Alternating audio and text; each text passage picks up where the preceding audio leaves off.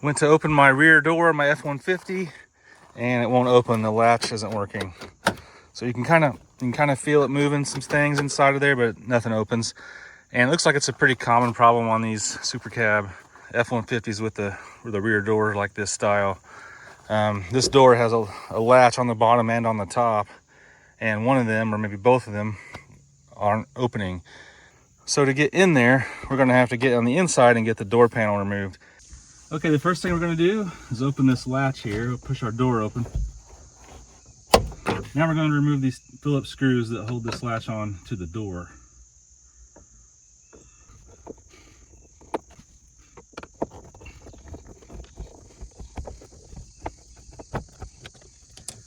All right, now that's totally free. Now we should be able to just grab the trim and pull it straight back. Just make sure you pull it straight so that it doesn't break.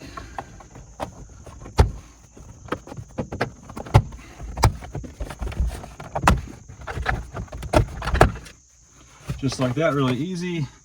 Just these kind of metal style clips, so you can't really break the clips on this top half.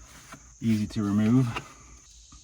All right, the lower half of the door, there's 4 fasteners along the top. The 2 in the middle are just Phillips screws. We can remove those real quick with a drill or a screwdriver. The left one here is just a 10mm nut that we need to remove. You can put it on your drill or just use a ratchet real quick.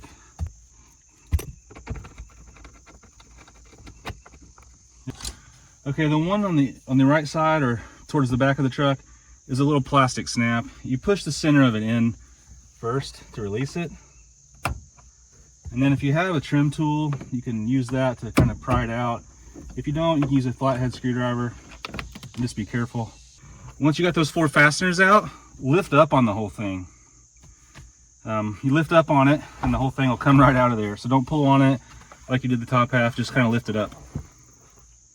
You see, this is how it's made on there. These mounting brackets just kind of go into a hole and go down. So that the whole thing, access to this area is very simple. Now I can see the latch right here. So when I move the door handle, you can see some things moving. I can see the bottom rod moving there. Actually, the handle just pulls on that rod. Can't really see real great with this plastic moisture barrier on, so I'm just going to peel that down enough to be able to see the slash area.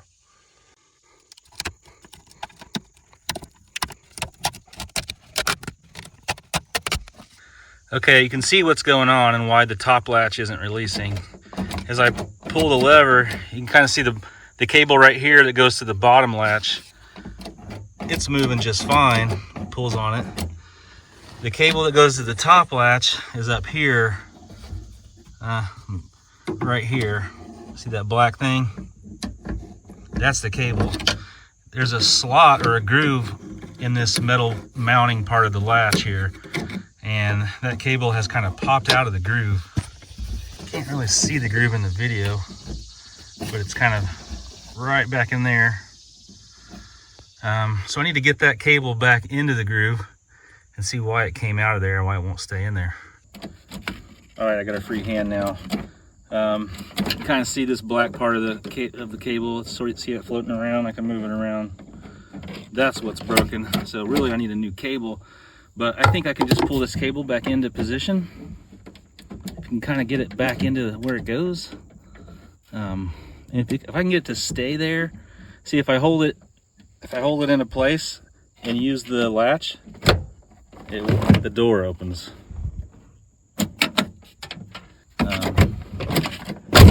So as long as I can get that cable to stay where it is, stay in the groove. If it pops out of the groove,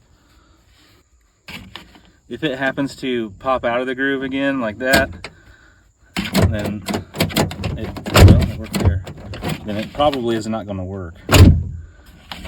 But anyway, if I can get this cable to stay up in there, it'll work fine. Kind of a closer up. Right there, you can see the cable. There's a little groove. If you feel it back in there, you'll feel it. And that cable just has to stay in that groove in order to take the slack out. All right, I'm going to show you all what I did here to keep my latch cable in place.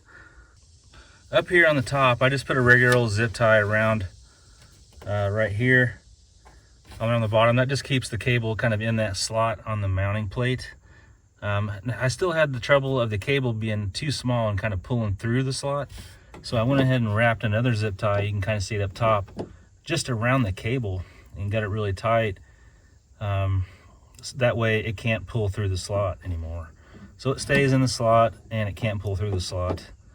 And I think that's good, you know. And this rod here is the one that moves when you open the handle on the outside.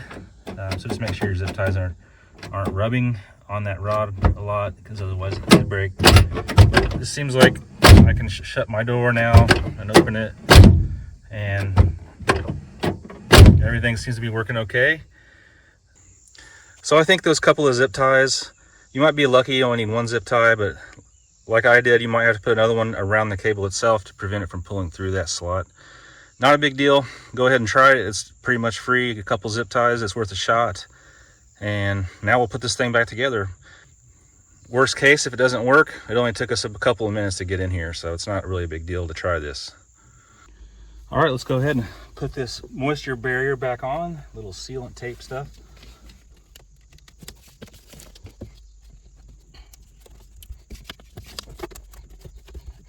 Let's put the bottom half of the door panel on. Again, there's just these little hooks, self-explanatory. Put it into position and slide it down.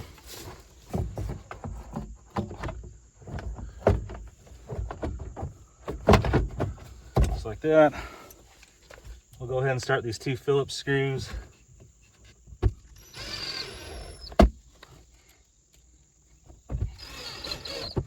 Go ahead and put this nut on the left side here.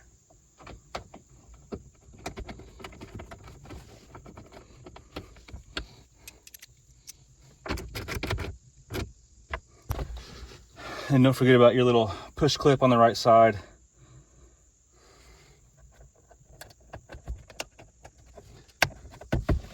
Now the upper half just presses in place. There's those clips, the 3 on the left side, 2 on the right side. Press right into position.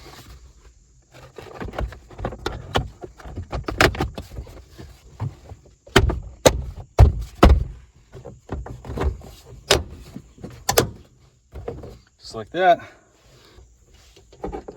Now we can get our window latch screwed back down.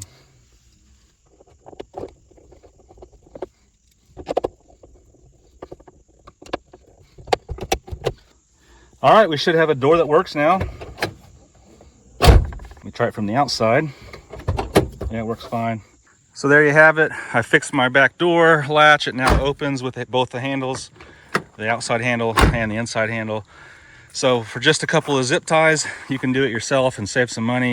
And it's not a big deal, and it's not hard to get in there either. So don't be afraid to try it yourself. It's a very common issue and easy to fix with a couple of zip ties.